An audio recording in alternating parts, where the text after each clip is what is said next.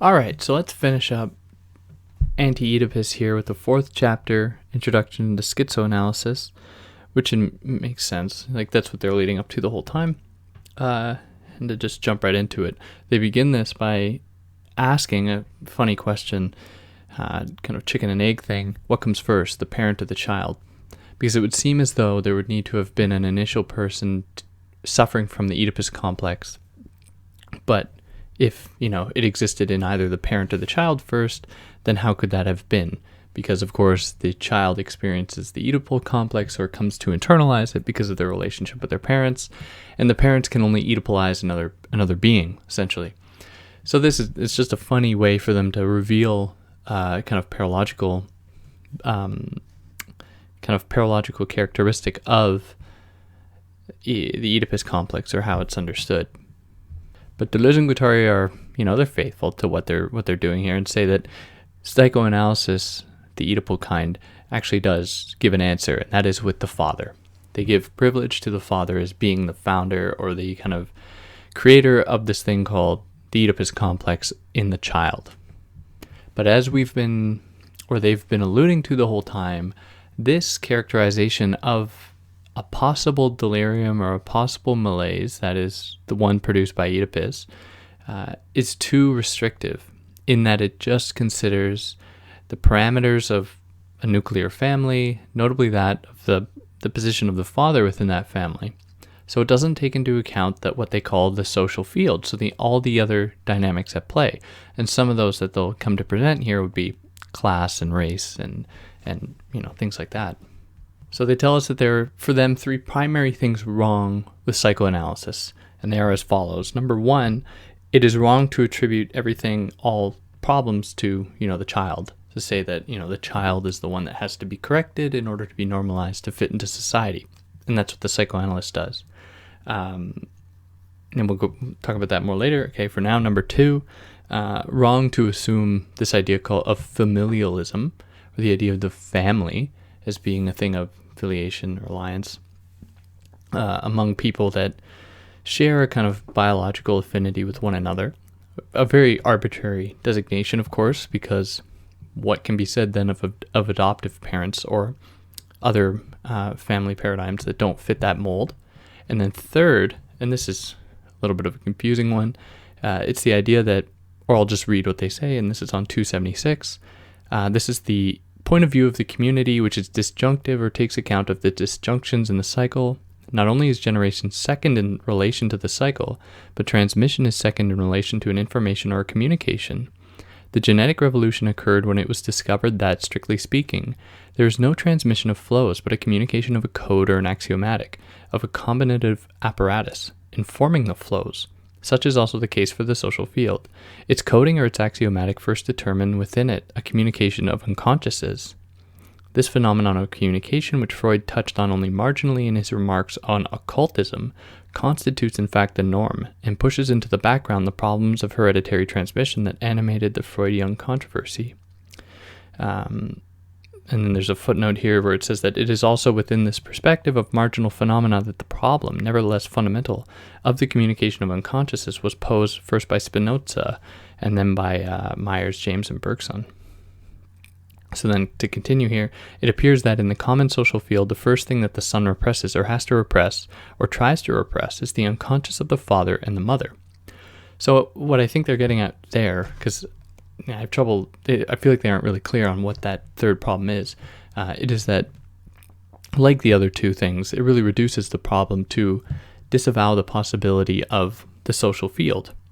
Now, what they give us here is a little bit more complicated in that what they want to propose is that more than the social field being the product of a kind of prohibition, as Lacan might propose, or that, as they just said it here, that this type of community comes about through the repression of the mother, or the unconsciousness of the mother and the father. They want to say that in order to really grasp what is going on, we have to take into account all the desiring machines and all the kind of just the machines that I guess operate in this world that do not abide by that very limiting structure. So all the communicative elements are just flows, really, for them that don't rely on basic repressive tendencies. They do to some extent, and we'll get into that more, but they don't rely to or correspond to an overarching, Oedipal repression.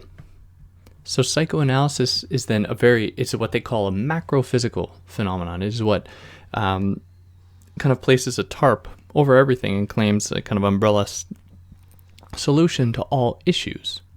Now for them, they think that is fascist. Now what they oppose this to is an idea of microphysical component, which they attribute to schizoanalysis or the schizophrenic. So if we think back to the first chapter, the image of that they draw is of the judge there walking through the woods. And I assume no one would be listening to this fourth part without listening to the first one, but in case you haven't, the image that they draw is of a judge who is supposedly suffering from a kind of psychosis. An image of him walking through the woods is a much more liberatory experience than this person sitting in the chair of the psychoanalyst for them, because there's a kind of explosion onto the scene, kind of explosion into the domain of nature that disturbs the kind of totalizing narrative imposed upon the person suffering by the psychoanalyst. So where they say that psychoanalysis is fascist, they imply, or they don't imply, they suggest that schizoanalysis is liberatory. And then this will come to kind of subtend their analysis or their proposal of a kind of revolutionary paradigm, but we'll get into that. So between these two perspectives, that of the psychoanalytic one and that of the schizoanalytic one, they see community for Deleuze and Guattari in two very different ways. So community can always be reduced to this notion of lack or prohibition or repression for the psychoanalytic imaginary, whereas for the schizoanalytic one, it is comprised of multiplicities, which is a pretty important term in the Deleuze-Guattari lexicon, because multiplicities implies a kind of breaching of the boundaries of being, to open up new possibilities for being. And these possibilities are always already in play, as they're implying here. In many ways, they're just saying the reality of the situation is that there is no single identity, right? And it's wrong for psychoanalysis to try and fit people into a certain mold. So for them, what they're trying to do, the schizoanalysis, is kind of match what they are kind of all community, of all being, of all interactions, and how these ultimately come down to these desiring machines, which are multiplicitous. And they do not ascribe by, single narrative or ascribe to. So the schizo, that is the schizophrenic kind of image, always pushes the socius to new and interesting places. Because for them, what the schizoanalysis or the schizoanalyst does is not just try to fix the person. They must also be in the service of altering the social field itself. So it always breaches the limits set forth by any socius. So these limits, as was presented in the last chapter, manifest themselves in different ways, where you had in the primitive formulation, you had the state as being a limit of that, which was breached, and then we entered into a despotic or barbarian regime, which saw the kind of free flows of capitalism as its limit, which was breached, and then we entered that phase, and now we're in capitalism.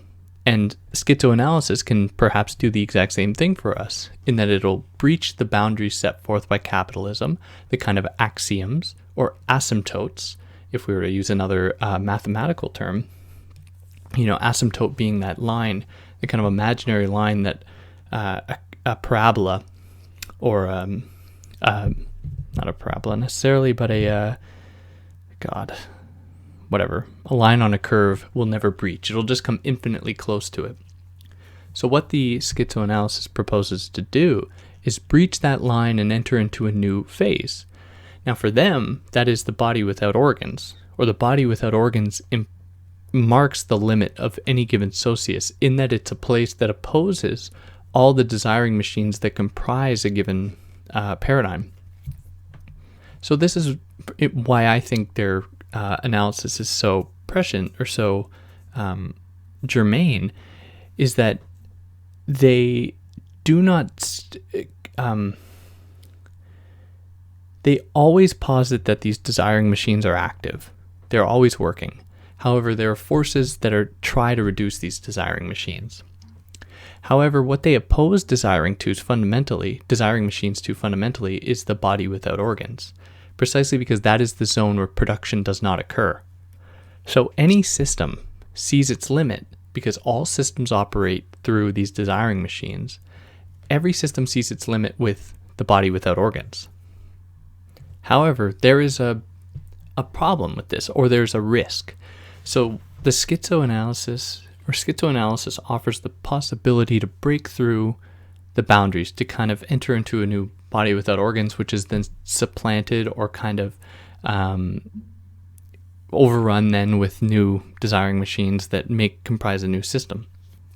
So for them, this wall that is presented, or this barrier, this limit of any system, might be breached, but it might also not be breached. So when you have a system that is accelerating to its conclusion, it might for them break that barrier, or it might for them kind of hit the barrier and then bounce back. And when it bounces back, it lands on other kind of compensatory re-territorializations, as they call it, that are wholly oppressive. So they say this on 283. The major line ends at the body without organs, and there it either passes through the wall, opening onto the molecular elements where it becomes an actual fact what it was from the start, the schizophrenic process, the pure schizophrenic process of deterritorialization, or it strikes the wall, rebounds off it, and falls back into the most miserably arranged territorialities of the modern world, as simulacra of the preceding planes, getting caught up in the asylum aggregate of paranoia and schizophrenia as clinical entities, in the artificial aggregates of societies established by perversion, in the familiar aggregate of Oedipal neuroses. So when we have a system that risks breaching its own limits into something totally new, totally spectacular, totally awesome, then that can, I believe, induce a lot of anxiety.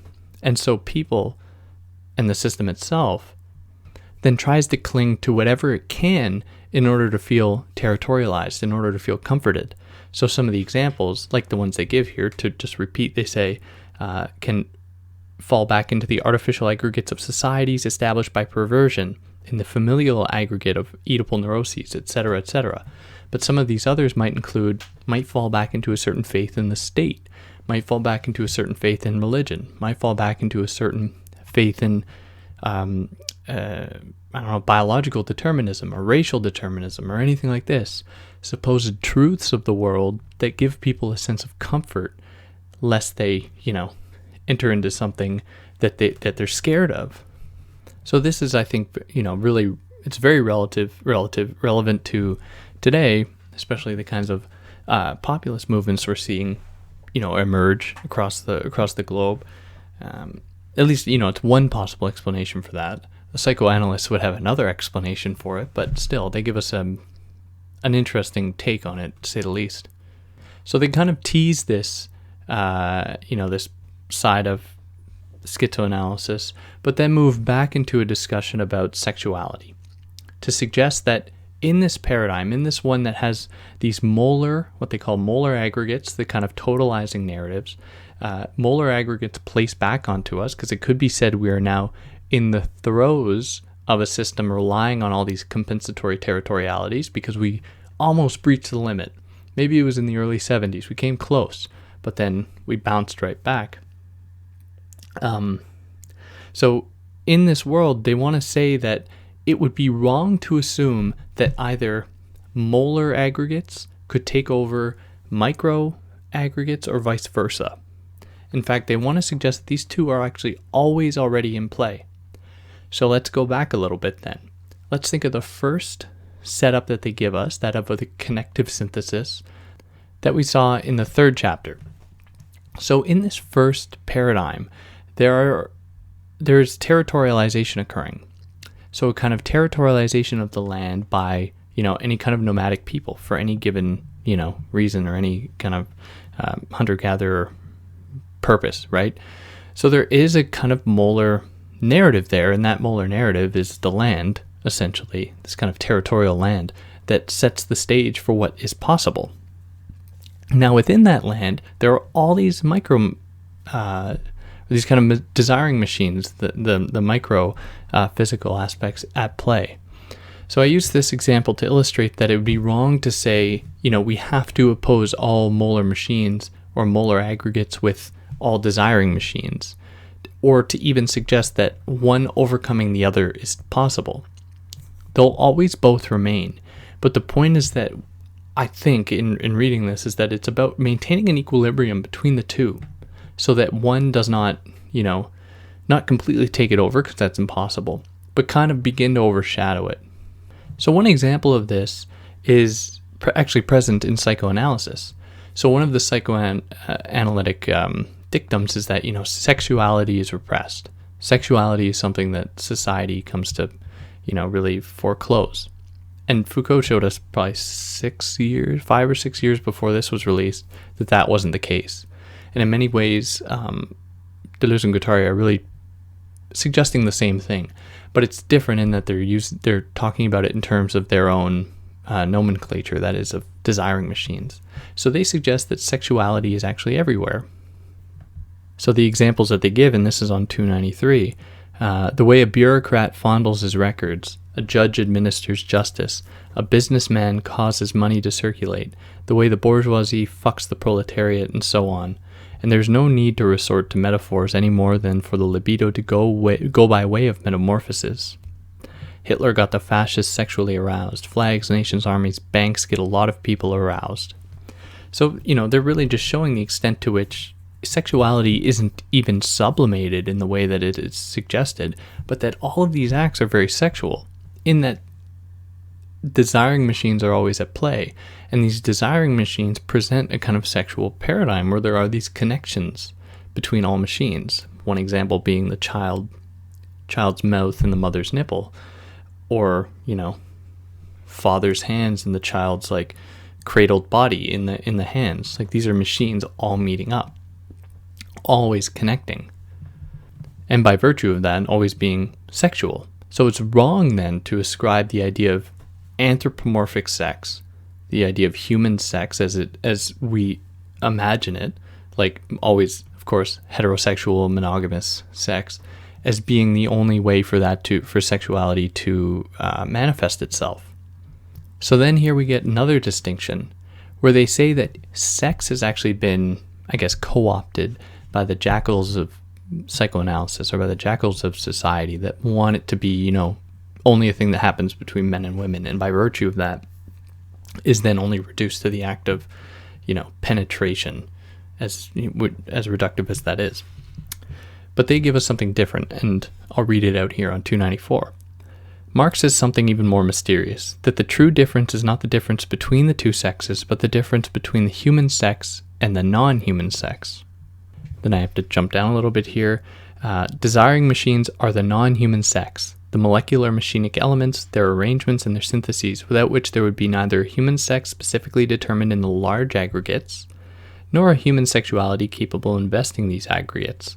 In a few sentences, Marx, who is nonetheless so miserly and reticent where sexuality is concerned, exploded something that will fold Freud and all of psychoanalysis forever captive: the anthropomorphic representation of sex. So desiring machines set the stage for any possibility of the molar ideas of sex to actually come through.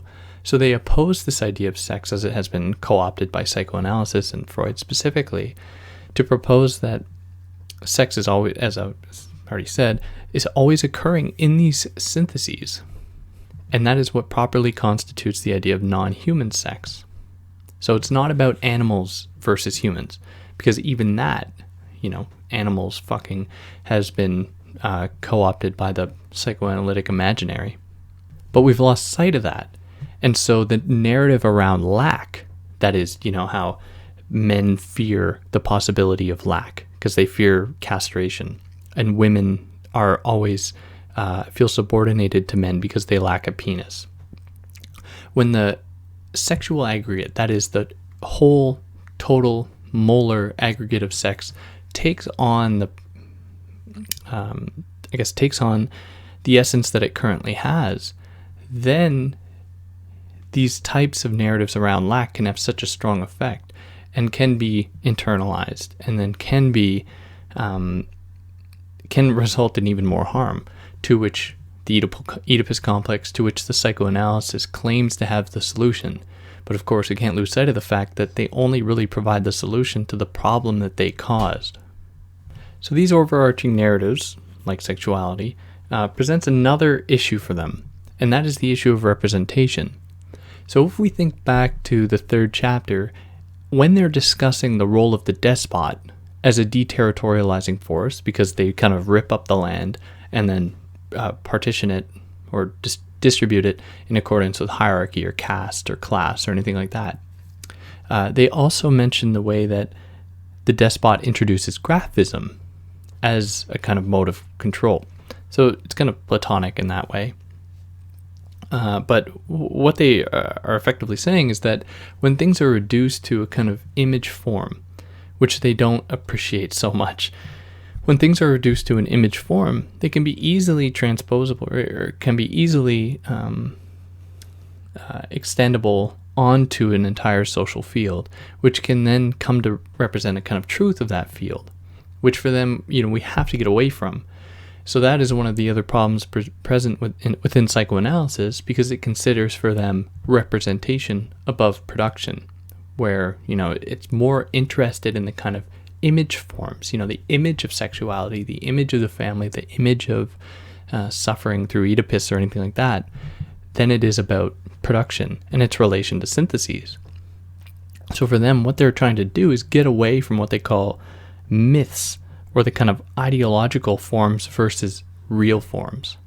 So the schizoanalysis, at least their project, is to reveal these real forms, which comes down to desiring machines. And as they'll suggest in more detail later, that the point of schizoanalysis analysis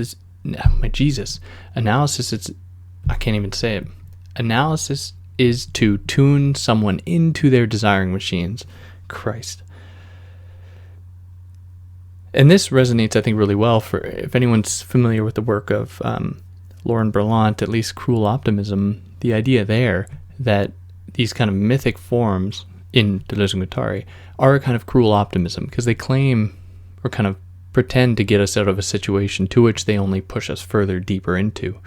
So our kind of love of, I don't know, I can't remember any of the examples that Laurent Berlant gives, but our love of things that are supposed to, or we believe are going to get us out of a bad situation, but in fact just intensify that situation and make it worse. That's why for them, Deleuze and Guattari, capitalism is such an effective force at maintaining itself and maintaining the Oedipal complex, because it, quote unquote, delivers the goods. It makes people think they get the kinds of satisfactions that they actually want, when in fact they're just mythical, kind of artificial forms of desiring production that are commodified and then sold to people. So they explain this at the bottom of 302. Why, at the same time as it discovers the subjective essence of desire and labor, is capitalism continually re-alienating this essence, and without interruption, in a repressive machine that divides the essence in two, and maintains it divided, abstract layer on the one hand, abstract desire on the other. Political economy and psychoanalysis, political economy and libidinal economy. Here we are able to appreciate the full extent to which psychoanalysis belongs to capitalism. For as we have seen, capitalism indeed has as its limit the decoded flows of desiring production, but it never stopped repelling them by binding them in an axiomatic that takes the place of codes. Capitalism is inseparable from the movement of deterritorialization, but this movement is exercised through factitious and artificial reterritorializations. So whereas normally, in the case of the primitive or the despotic, there were codes that could be breached and broken. Capitalism represents axiomatics that they internalize, or capitalism internalizes. So it's not as though the codes reside on the margins of society.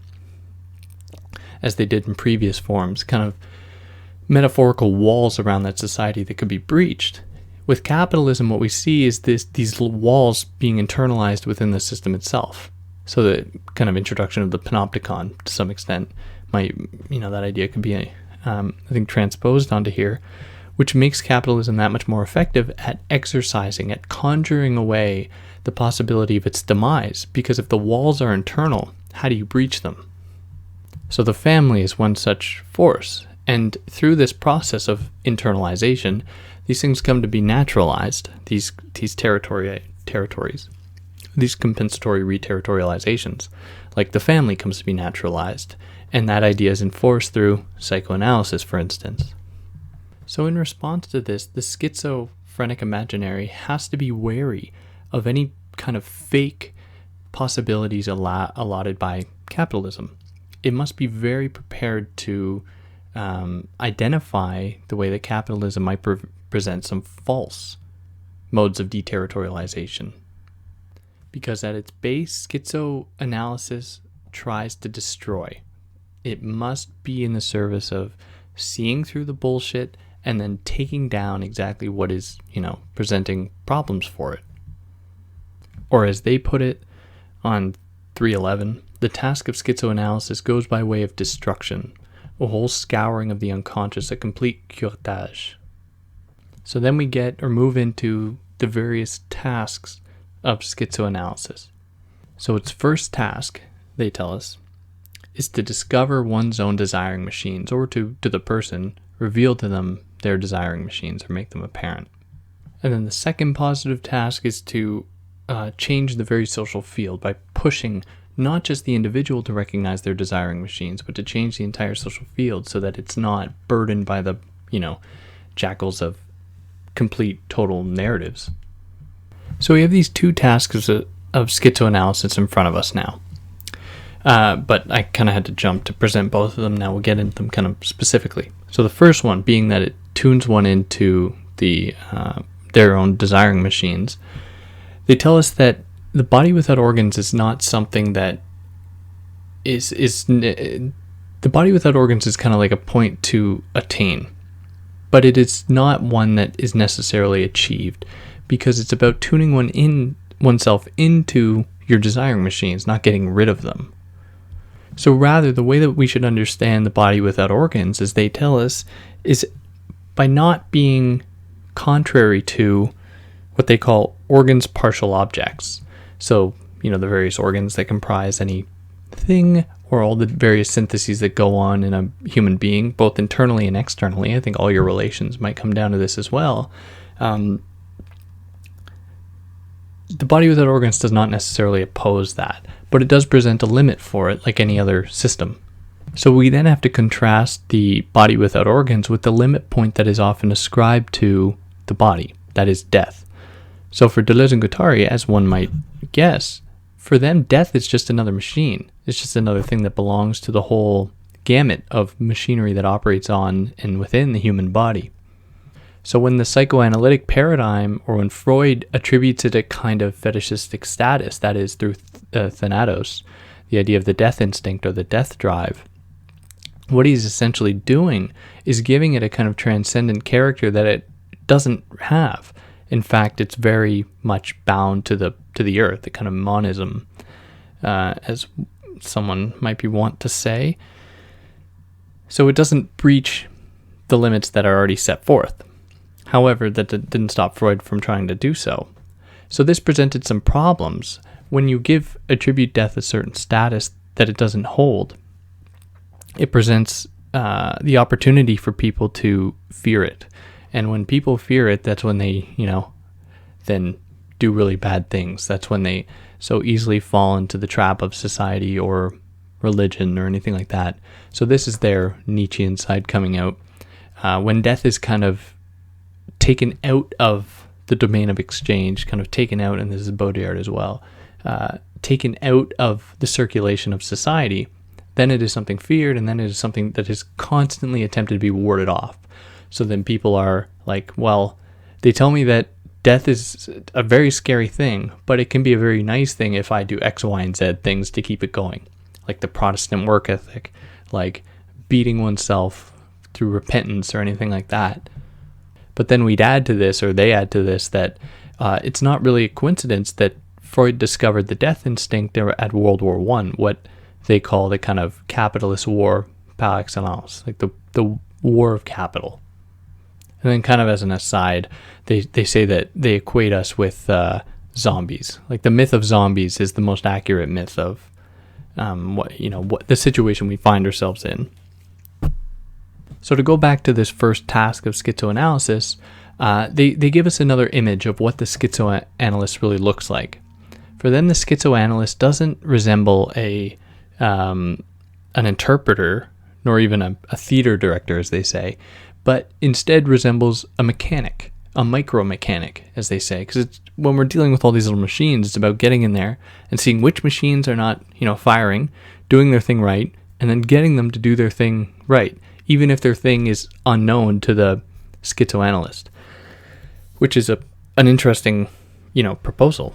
Because in relation to psychoanalysis that wants to try and get a totalizing narrative to explain all these symptoms, schizoanalysis proposes that these are very individualistic symptoms. And I don't mean individualistic in terms of like a subject, but individualistic in terms of all these little machines having, their own prerogatives, their own duties that only they really know. So then the second task gets us into this idea of removing or challenging the entire social field, not just getting under the hood of the individual or the person, but getting under the hood of the entire domain of the social itself, which is for them the way through which we get to revolution. So for them, this schizoanalytic paradigm is not in and of itself revolutionary, but they say that every true revolutionary potential passes through this phase. So every revolutionary is to some extent a schizo in that they're breaking boundaries, but not every schizophrenic paradigm is revolutionary. And then if the list weren't already, burdensome enough, they give us three different, I believe it's three, might be four actually. They give us several theses into schizoanalysis. I think it's three, might be four. No, we'll go through them. Yeah, there are four, sorry. We'll go through them here. So the first thesis, every investment is social, and in any case bears upon a socio-historical field. So what that is essentially saying is that, the human that is under investigation and all the machines that comprise the human and the human machine itself is inseparable from the social field that constitutes it. So they've been giving us ideas about class so far, but there's no surprise then that we can discuss race or sexuality, gender in similar ways. And then we get our second thesis, which goes as follows. It's long, so I have to read it. Within the social investments, this is on 343. Within the social investments, we will distinguish the unconscious libidinal investment of group or desire and the preconscious investment of class or interest.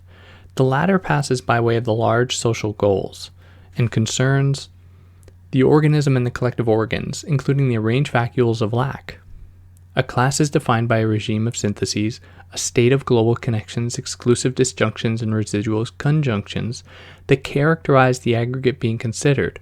Membership in a class refers to the role in production and anti-production, to the place in the inscription, to the portion that is due to the subjects. The preconscious class interest itself thus refers to the selections of flows, to the detachments of codes, to the subjective remains or revenues, and from this viewpoint it is indeed true that an aggregate comprises practically only a single class, that class which has an interest in a given regime. The other class can constitute itself only by a counter-investment that creates its own interest in terms of new social aims, new organs and means, a new possible state of social syntheses.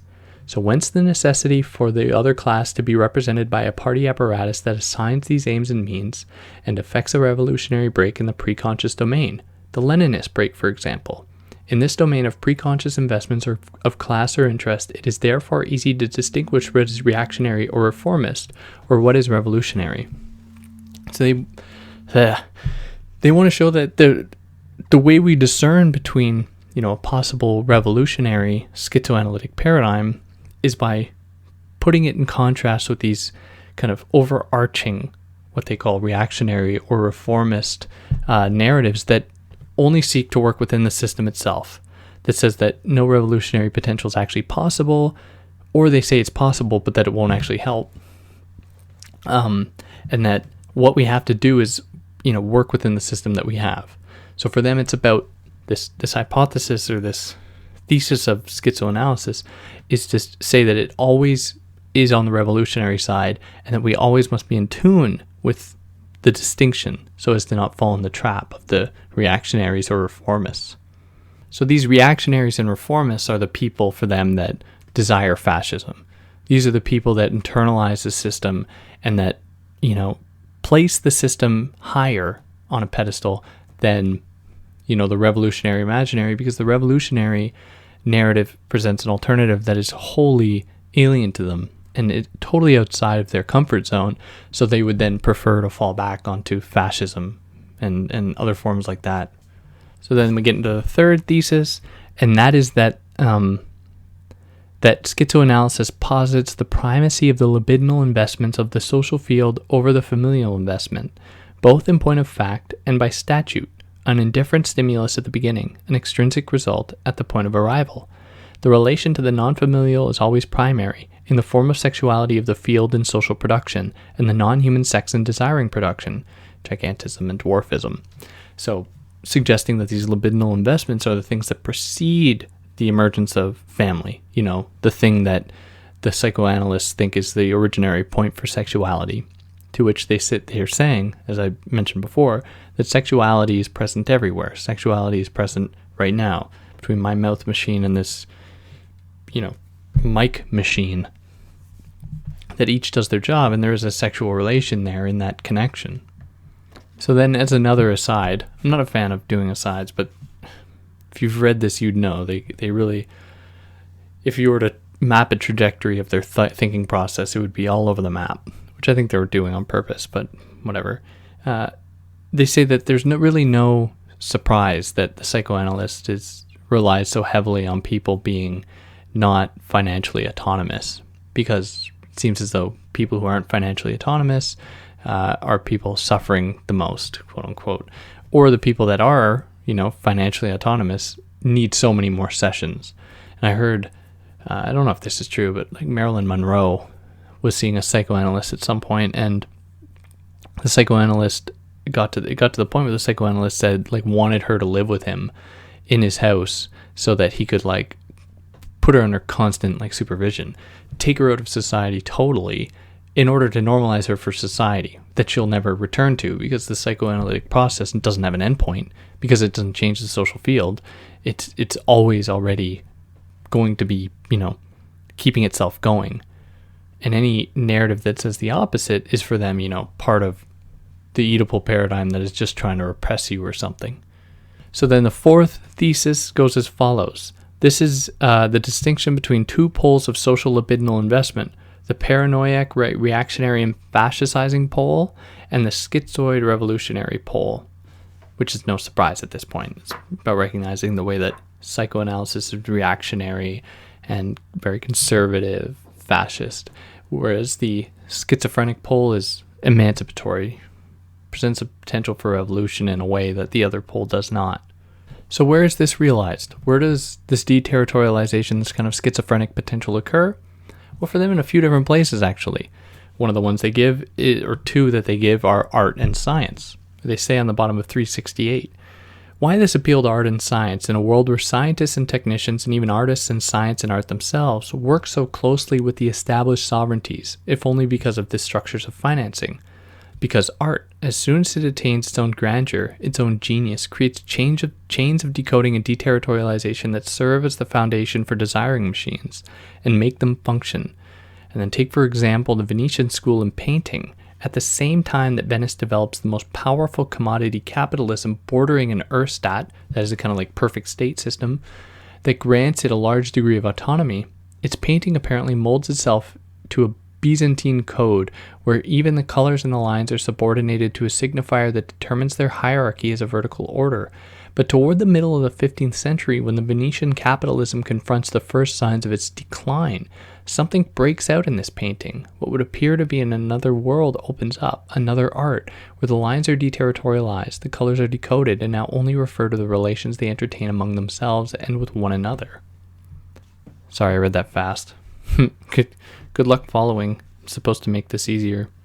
But art is, because of its potential like that, it is enslaved by the jackals of capitalism, right? It's commodified, it's appropriated, it's, insert term here, to kind of foreclose its liberatory potential. And this is all really a product of capitalism that has the power to do that, to reduce any kind of liberatory potential to a commodified, consumable object. So after presenting this idea at the very end of the text, they say that, and this is a really interesting moment, they kind of go after the people that will probably inevitably go after them. So they say that those who have read us this far will perhaps find many reasons for reproaching us, for believing too much in the pure potentialities of art and even of science, for denying or minimizing the role of classes and class struggle, for militating in favor of an irrationalism of desire, for identifying the revolutionary with the schizo, for falling into all too familiar traps. This would be a bad reading, and we don't know which is better, a bad reading or no reading at all. And in all probability, there are far more serious reproaches to be made, which we haven't even thought of.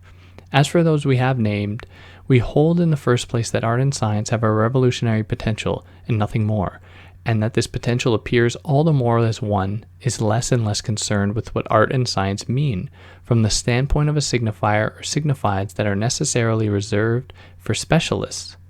But the art and science cause increasingly decoded and deterritorialized flows to circulate in the socius, flows that are perceptible to everyone, which force the social axiomatic to grow even more complicated, to become more saturated, to the point where the scientist and the artist may be determined to rejoin an objective revolutionary situation in reaction against authoritarian designs of the state that is incompetent, and above all castrating by nature. For the state imposes a specifically artistic Oedipus, a specifically scientific Oedipus.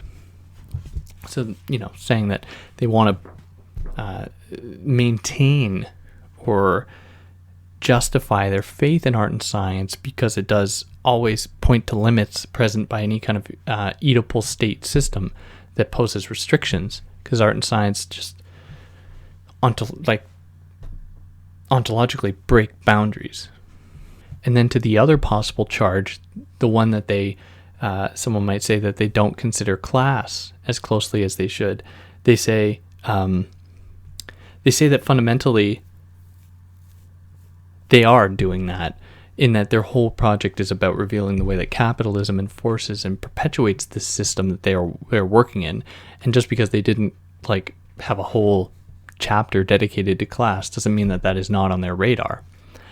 And then finally, they make the distinction that we do not at all think that the revolutionary is schizophrenic or vice versa. On the contrary, we have consistently distinguished the schizophrenic as an entity from schizophrenia as a process.